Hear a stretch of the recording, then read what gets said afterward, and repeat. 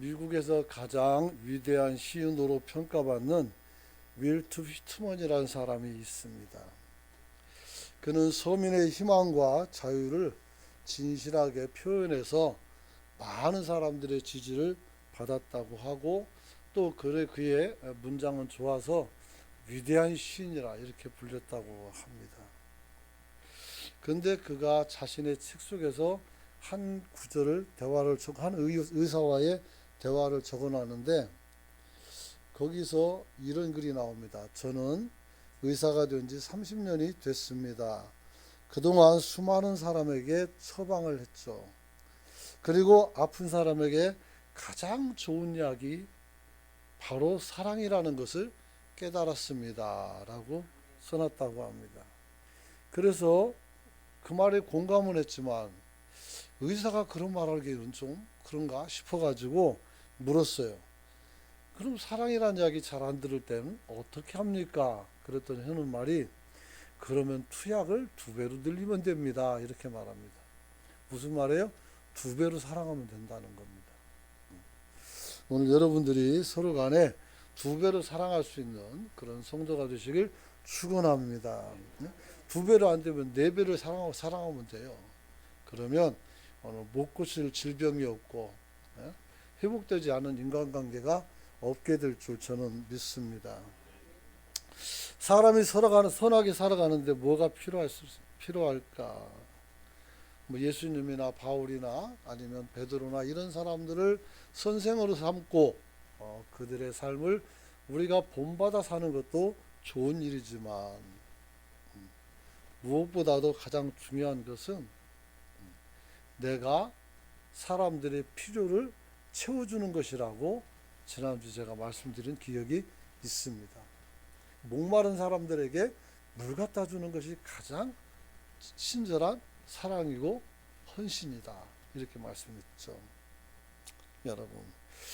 그러나 중요한 것은 우리 모두가 그렇게 사랑이 충만해서 또 선하게만 살지는 못한다는 것입니다. 왜냐하면 우리는 그런 마음을 사모하지만 그만한 희생을 할 수가 없기 때문입니다. 예수님처럼 십자가에 올라가서 죽기도 어렵고, 베드로처럼 또 그렇게 거꾸로 죽기도 어려워요. 바울처럼 온갖 고초 속에서도 자기 의지를 꺾지 않고 계속 그 길을 가는 건 또 어렵기도 하죠. 그래서 여러모로 힘들죠. 그렇죠.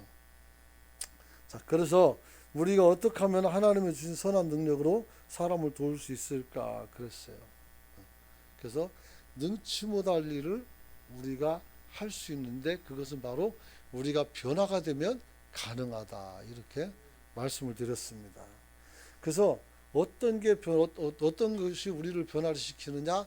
간절함. 그래서 아버지가 이제 자녀가 귀신이 들려서 그를 사로잡으면 아무 데서나 잡아뜨리고 거품을 품게 하고 그 불과 물속에 막 집어 던지니 얘가 언제 죽을지 몰라요. 그러니까 늘 불안한 거예요. 얼마나 불안하겠어요. 여러분도 수술 들어가서 의사가 2시간 걸린다는데 2시간 딱 지나서 안 나오면 어떻게 돼요? 뭔 일 있나 하는 생각이 제일 먼저 들어요. 그래서 뭐 10분, 나중에 1시간 지나면 뭐 큰일 난 건 아닌가 막 이런 생각이 들고, 한 2-3시간 더 지나면 야, 이거 큰 사고가 터진 건가 보다 이런 생각을 하죠. 우리가 왜 그래요? 몰라서 그래요. 몰라서 그 상황을. 여러분, 그래서 이 아이가, 우리는 그 병원에서 조금만 늦어도 마음이 싱숭생숭한데 이 아이는 언제 어디서 어떻게 터질지 몰라요. 그래서 예수님께 데려왔죠. 그래서 데려올 때 뭐라 하겠어요? 할 수 있거든. 이 아이를 좀 불쌍히 여겨달라고 말씀하죠. 할 수 있거든. 그랬더니 주님이 할 수 있거든이 무슨 말이냐? 믿는 자에게는 능하지 못할 일이 없다 그랬어요. 그랬더니 이 사람이 뭐라고 해요? 아, 내가 믿음이 없습니다. 내 믿음 없는 것을 도와주세요. 그랬단 말이에요. 거기서 이 사람이 어떻게 돼요? 회복이 된 줄 믿으시기 바랍니다. 조금 전에는 어떻게 했어요? 할 수 있거든 좀 불쌍히 여겨주세요지만 이제는 어떻게 돼요? 하나님을 믿습니다. 이렇게 나가는 거죠. 여러분.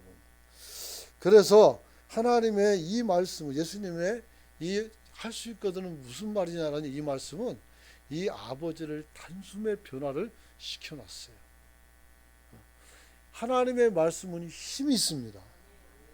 그래서 베드로를 향해서도 그물을 버리고 너는 나를 따라오너라. 내가 너를 사람을 낚는 어부가 되게 할 것이다 라고 말합니다.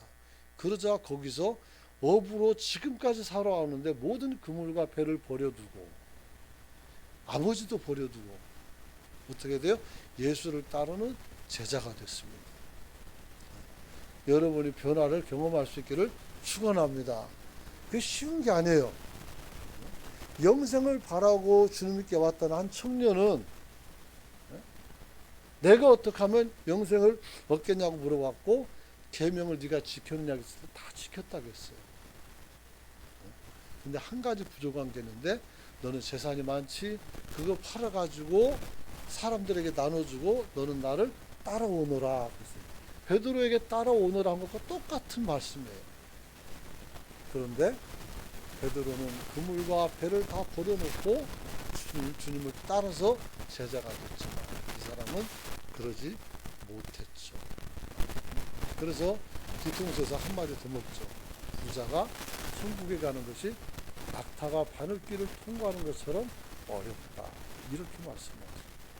정말 안타까운 일입니다. 너는 나를 따르라 했을 때 거기서 그 모든 것을 내려놓고 따라갔더라면 얼마나 좋았을까. 왜 그럴까요?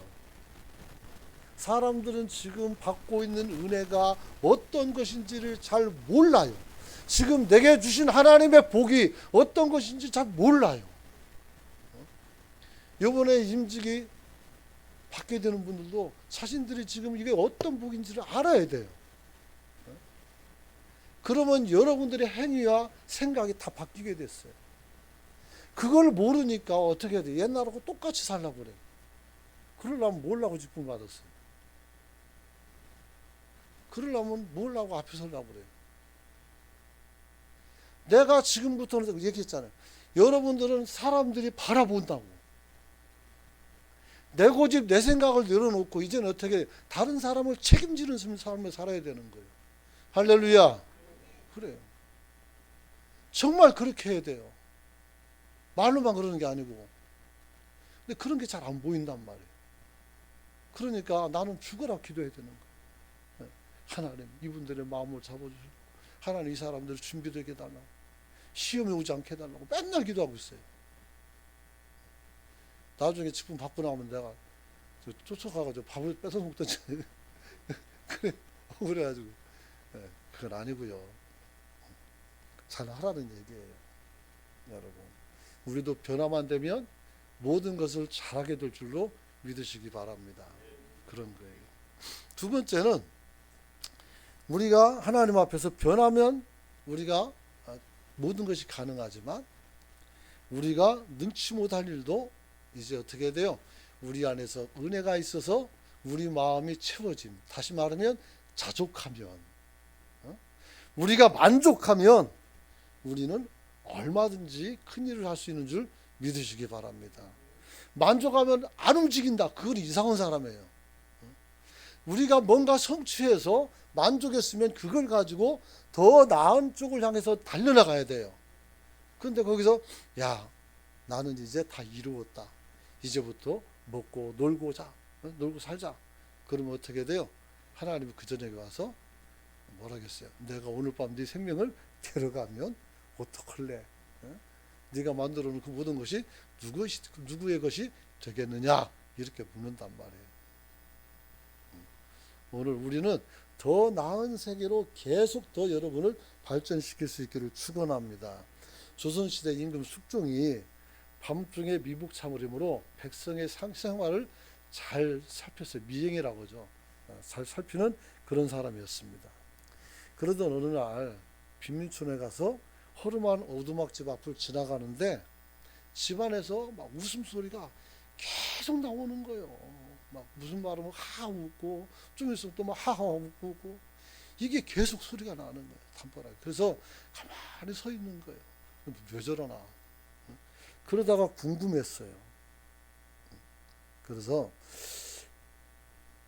그 소리를 내고 주인장 있냐고 물어보면서 물 한 잔 달라고 부탁을 합니다.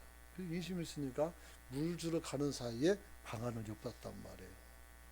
그랬더니 할아버지랑 아버지는 새끼를 꼬고 있고 자식들은 그 집을 정리해서 갖다 주고 있고 할머니는 빨래를 밟고 있었고 지금처럼 뭐 그게 아니니까 그 다음에 또 아내는 바느질을 하고 있고 그래요. 그러면서 조금 무슨 말하면 막 웃음소리가 계속 터져 나오는 거예요.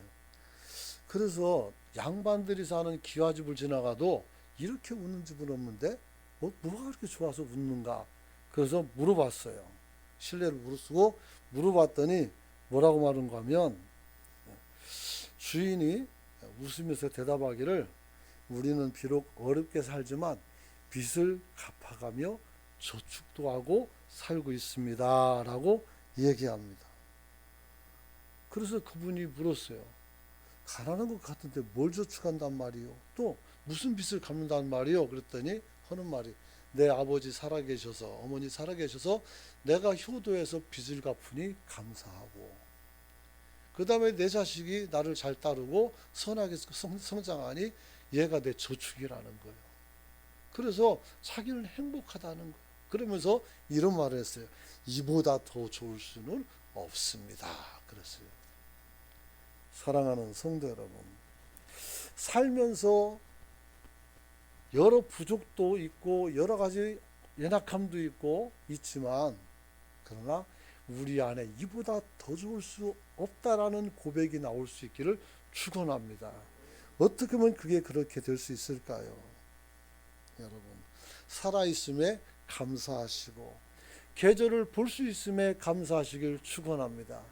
제 방에서 창을 보면 밖에 유자입니까 그게? 네, 유자죠. 난 오렌지인지 유자인지 잘 몰라요. 사실 나 노라면 똑같으니까 아주 얼마나 이쁜지 몰라요. 볼 때마다 이뻐가지고 누구 따가기만 해봐라 그냥 그런 생각으로 쳐다보고 있어요. 얼마나 좋은지 몰라요. 근데 계절 바뀌는 것이죠. 그리고 사랑하는 가족과 함께 어떻게 돼요? 함께 먹고 함께 자고 일어날 수 있는 거. 이게 감사한 줄 믿으시기 바랍니다. 믿는 사람은 또 뭐가 좀 추가되겠죠. 하나님을 믿는 믿음이 더욱 뜨거워지고 우리가 교회에서 또 성도들에게 쓸모가 있는 사람들이 되어져 가고 사람들이 나를 찾아서 어떻게 돼요? 뭔가 부탁을 하고 이것을 들어주고 이것을 해결해 줌으로써 우리는 더 행복할 수가 있는 줄 믿으시기 바랍니다. 사랑은 받는 사람보다 주는 사람이 더 행복한 것입니다. 사랑하는 성도 여러분, 그렇지만도 우리가 만족하고 살기는 참 어려워요. 왜냐하면 우리 안에는 욕심이라는 게 여전히 남아있어서 그래요. 그래서 우리 안에 있는 욕망을 잘 다스리는 성도가 되시길 축원합니다.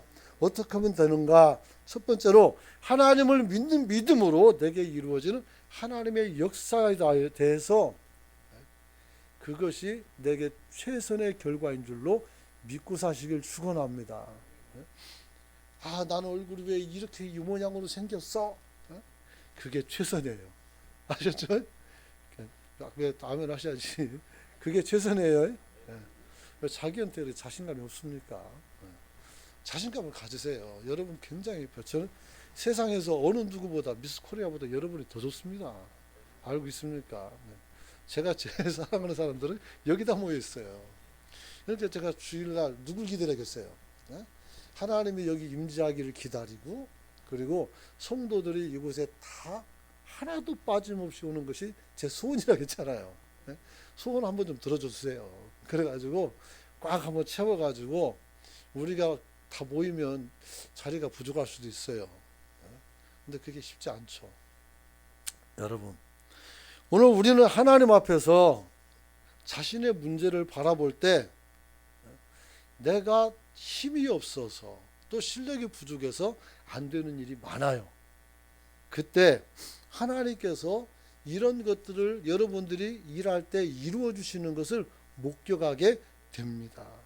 그때 어떻게 돼? 믿음이 충만해지고, 그때 우리는 자존감이 높아지고 만족할 수가 있게 되는 겁니다.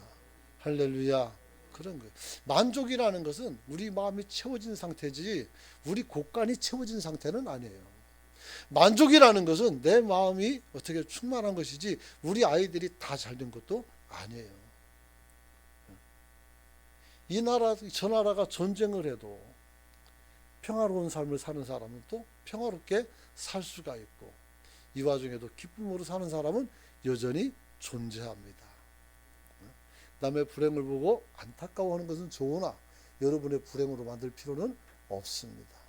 다만 그들의 불행을 풀어주기 위해서 우리가 희생할 수는 있는 겁니다. 사랑하는 성도 여러분, 아버지는 부모로서 귀신 들린 아이를 바라볼 때마다 자신의 무능을 보지만, 그래서 할 수 있거든, 할 만하시거든 불쌍히 여겨달라고 말씀했지만, 할 수 있거든이 무슨 말이냐? 믿는 자에게는 능치 못할 일이 없다는 주님의 말씀에 근거하여 주님께서 그 아이를 고쳤을 때 귀신이 떠나가는 것을 보게 됐습니다. 여러분, 그때 아버지 마음이 꽉 채워지는 거예요. 더 이상 내 아이가 불에 빠져 들어갈지 물에 빠질지 아니면 길바닥에서 거품을 흘리고 몸을 뒤틀고 있을지 모르는 거예요. 그런데 이게 끝난 거예요. 얼마나 감사하겠어요. 여러분들 삶 속에서 내 멍에 같은 인생에 아픔이 있을 수 있어요. 그래서 오늘 내 가족 자녀들 중에 누군가가 좀 어려운 사람도 있을 수 있고 좀 온전한 애도 있을 수 있고 있단 말이에요. 그래서 그 아픈 상처를 어디다가 쏟아내지 못해서 가뜩이나도 열악한 아이에게 폭언과 폭행을 하는 부모들이 있었다는 거죠. 그 사람들은 그렇게 아니면 어디다 풀 수가 없었어요. 너만 안 태어났으면 내가 얼마나 행복한데. 그런데 그럴까요? 그런 자식도 떠나고 나면 설게 울어요. 미안해서. 더 미안해가지고. 여러분, 그러므로 오늘 주님이 일하심을 보고 어떻게 돼요? 오늘 그 마음이 채워지는 거예요. 마가복음 9장 27절 보니까 뭐라 그랬어요? 예수께서 그 손을 잡아 일으키니 일어서니라 그랬어요. 귀신이 나갈 때 그냥 나간 게 아니야. 애를 기절시켜 놓고 나가가지고 애가 안 일어나요. 그래서 애가 죽은 줄 알았는데 주님이 손잡고 이러니까 이렇게 일어났단 말이에요. 할렐루야. 성경 한번 읽고 온 사람들은 다 할 수 있는데 안 읽고 왔으니까 그냥 처음 듣는 얘기죠. 그러면 안 돼요. 여러분, 이렇게 우리 마음이 꽉 채워진 상태를 다윗은 시편 23편에서 그렇게 노래했어요. 한번 시편 23편 같이 한번 다 읽어봅시다. 시작. 여호와는 나의 목자시니 내게 부족함이 없으리로다. 그가 나를 푸른 풀밭에 누이시고 쉴만한 물가로 인도하시는도다. 내 영혼을 소생시키시고 자기 이름을 위하여 의의 길로 인도하시는도다. 내가 사망의 음침한 골짜기로 다닐지라도 해를 두려워하지 않을 것은 주께서 나와 함께 하심이라. 주의 지팡이와 막대기가 나를 안위하시나이다. 주께서 내 원수의 목전에 내게 상을 차려 주시고 기름을 내 머리에 부으셨으니 내 잔이 넘치나이다. 주의 선하심과 인자하심이 반드시 나를 따르리니 내가 여호와의 집에 영원히 살리로다. 할렐루야. 여호와는 나의 목자시니 내게 부족함이 없습니다. 내 자식이 아픈데 그 고쳐주는데 내가 뭐가 부족하겠어요. 돈은 벌면 되는 것이고 그잖아요. 손해볼 시간들은 내가 열심히 살아서 메꾸면 되는 거예요. 얼마나 기쁩니까? 여러분, 오늘 주님께 문제를 가지고 나갈 수 있길 축원합니다. 수고하고 무거운 짐진 자들아 다 내게로 오라 그랬어요. 내가 너를 쉬게 준다 했어요. 여러분, 오늘 그가 나를 푸른 풀밭에 누이시고 쉴만한 물가로 인도하신다겠어요. 얼마나 고단한 인생 삽니까? 그때 누구에게도 기대지도 못하고 막 이 사람 저 사람 막 공격이 들어와도 하나님께서 내가 머리를 누일 수 있는 집이 있고 나를 품어줄 수 있는 아내가 있고 나를 또 바라봐주고 웃음을 주는 자식이 있음에 여러분이 힘을 낼 수 있기를 축원합니다. 그게 다 복이에요, 복. 복을, 행복을 너무 멀리서 찾지 말고 여러분이 삶 속에서 찾아갈 수 있기를 축원합니다. 내 영혼을 소생시키고 자기 이름을 위해서 의의 길로 인다. 얼마나 대단한지 몰라요. 아마도 다윗은 인간의 전적 무능력을 알았던 것 같아요. 우리가 의의 길로 갈 수가 없으니까 하나님께서 어떻게 돼요? 자기 이름 때문에 하나님의 이름에 걸맞도록 우리를 이끌어 가시는 겁니다. 이게 성도의 견인이라는 거예요. 이러니 우리가 어찌 만족하지 않을 수가 있겠습니까? 내가 사망의 음침한 골짜기로 다닐지라도 해를 두려워하지 않는다겠어요. 이래저래 일하다 보면 실패하고 사람들에게 쫓길 때도 있고 욕을 먹을 때도 있고 도저히 내 힘으로 안 되는 어떤 문제 속에서 주저앉아서 이제 끝이다라고 선언해야 될 때 하나님의 지팡이와 막대기가 우리를 끌고 가는 줄 믿으시기 바랍니다. 우리를 건져서 생명의 자리로 이끌어 가시는 겁니다. 그래서 혹여라도 자살을 꿈꾸고 있는 분이 계시다면 제가 자살 그쪽에서 방지하는 그 시민단체에서 이사로 있었어요. 그때 들은 얘기인데 자살하는 사람의 전부 다가 자살을 할 때까지는 용기를 내서 했지만 딱 실행되는 순간은 후회하는 거예요. 내가 왜 이랬지? 이러는 거예요. 내가 왜 이랬지? 뛰어내리는 순간 돌이킬 수가 없어요. 그래서 죽는 거란 말이에요. 죽으면서 후회하는 거예요. 그래서 사람들이 말하죠. 죽을 용기로 살아보라고. 옆 사람에게 인사합시다. 죽을 용기로 삽시다. 뒷사람에게도 죽을 용기로 삽시다. 요즘 많이 힘들다고들 합디다. 상인들도 그렇고 또 이런저런 사람들이 많이 그래요. 오늘 하나님께서 여러분들을 보호하시는 줄 믿으시기 바랍니다. 주께서 내 원수의 목전에서 내게 상을 차려주시고 기름을 머리에 바르셨으니 나를 무시하던 것들이 얼마나 놀라겠어요.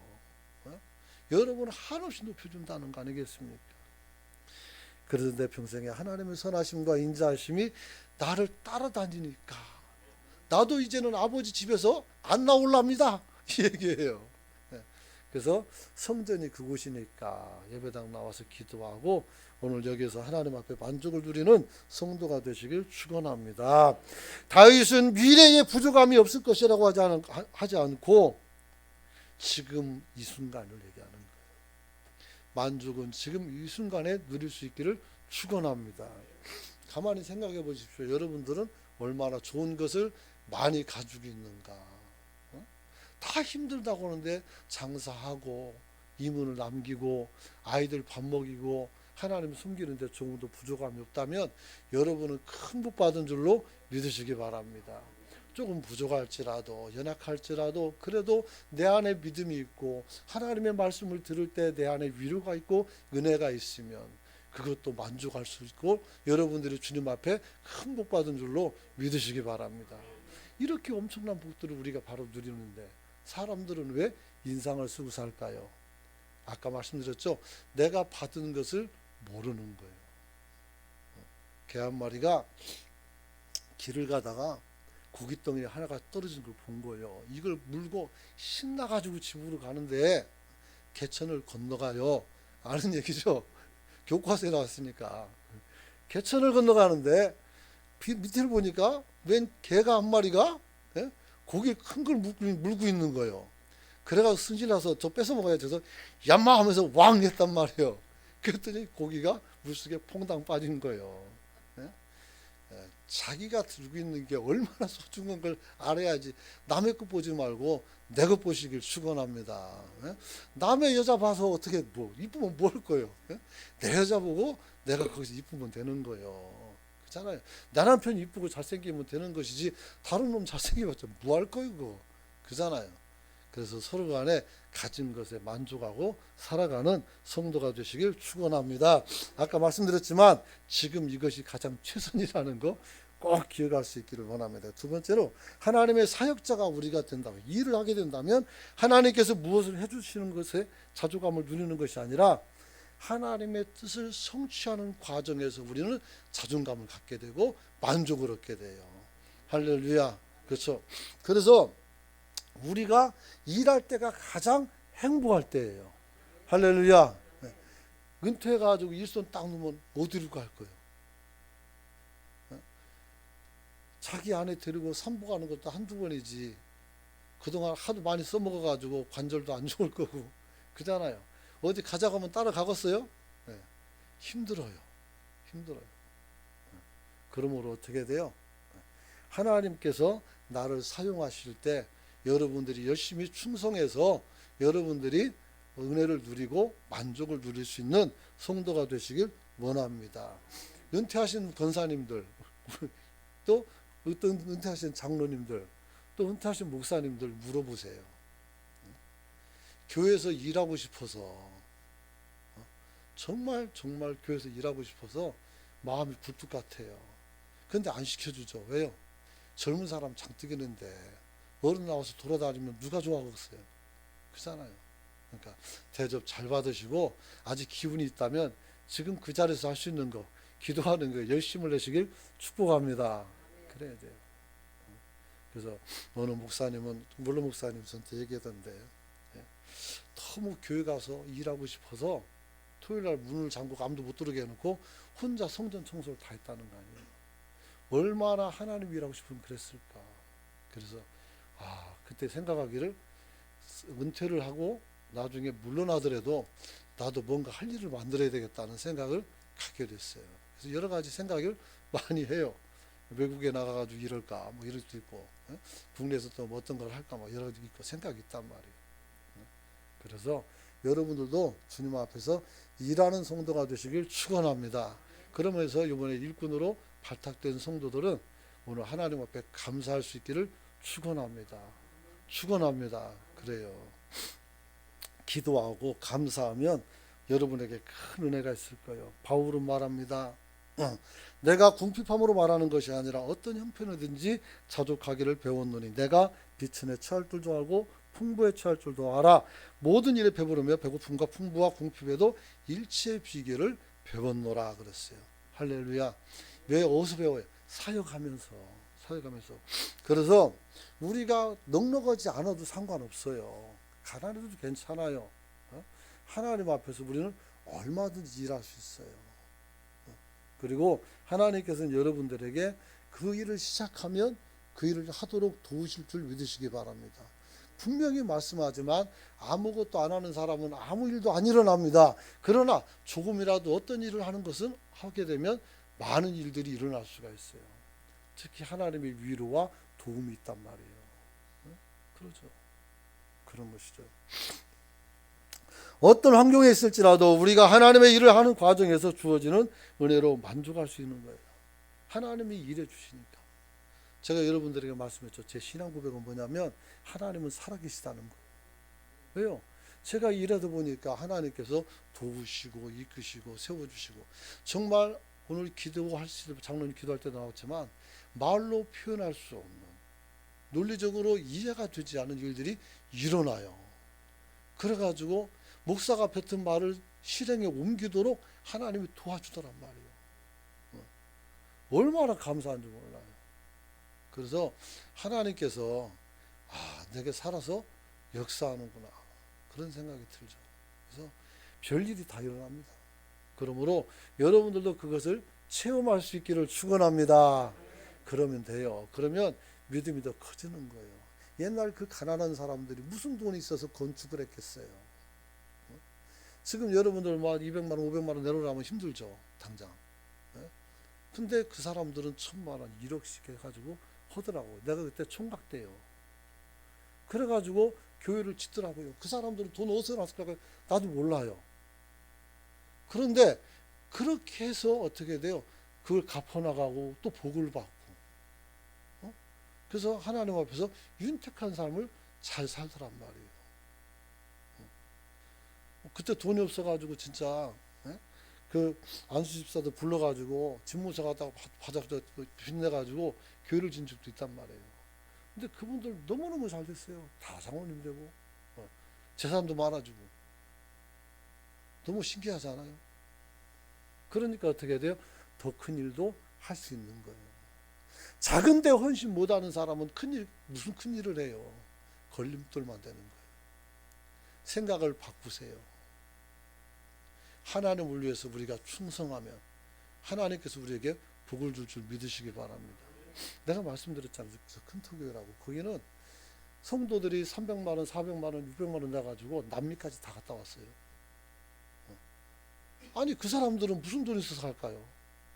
부자 아니에요. 교회도 부산에서 서울에다가 제2교회를 만든 건 거기밖에 없을 것 같아요.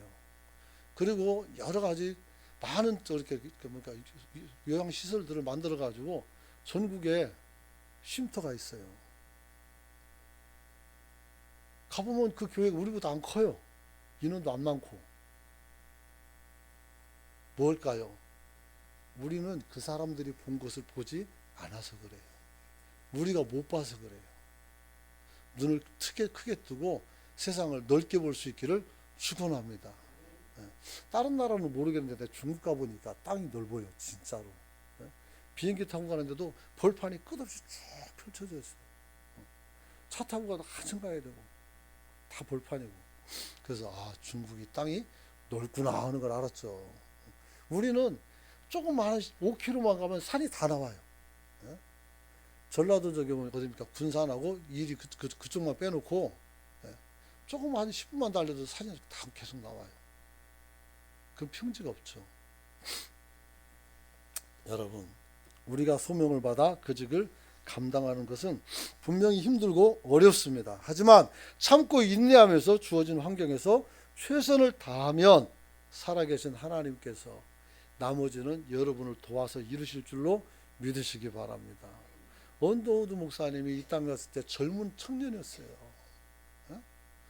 그 사람이 하나님 앞에서 서원받고 하고 알지도 못하는 땅, 대한민국에 그때는 조선이죠. 왔잖아요. 와가지고 보니까 정말 처참해요.